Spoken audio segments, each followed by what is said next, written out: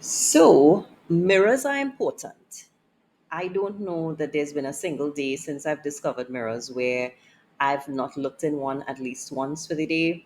They've completely prevented me from going outside looking like a complete crazy person.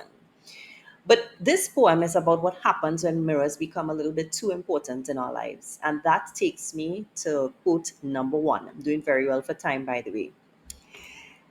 I'm not cruel, only truthful, the eye of a little god four cornered.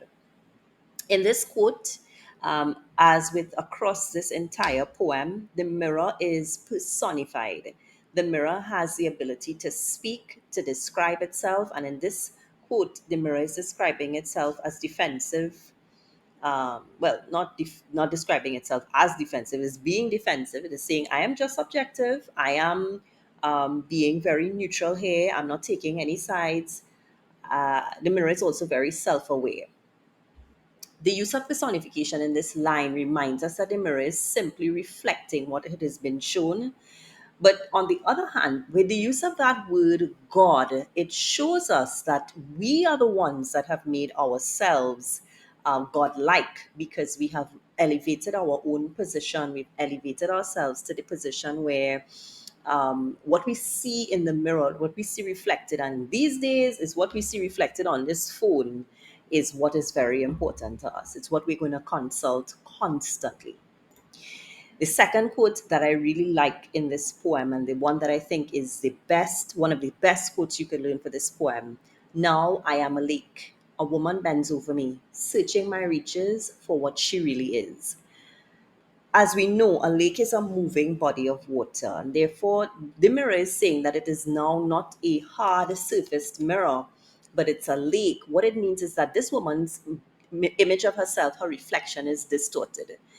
It is moving, it is not clear, it is not objective, it cannot be trusted. The other question is, if you are looking into a body of water to get an idea of your identity, then there's something very unreliable about that. It means that you don't know who you are without looking at your reflection. And of course, if you're willing to accept the reflection from a mirror, then something is really, really wrong. So that's quote number two. I'm 2.5 minutes in. Let's see if we can wrap this up in less than five. Then she turns to those liars. This is one of my favorites. The candles and the moon. I see her back and reflect it faithfully. Those liars. I love the language here. The candles and the moon are sources of light, yes.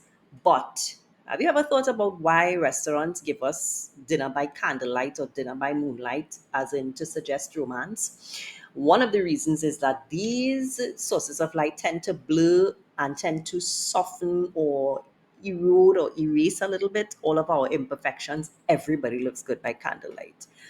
I mean, unlike these fluorescent bulbs that we have everywhere that give you everything, you see every single that you don't want to see. So when she turns to those sources of light and she turns her back on even the lake, um, all the mirror or all the lake has to do is reflect her back to her faithfully.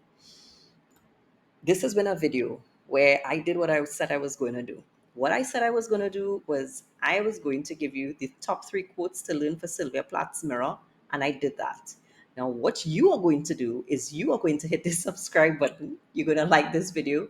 You're going to share and comment down below, and you will see me in another one for just exactly what you got in this video.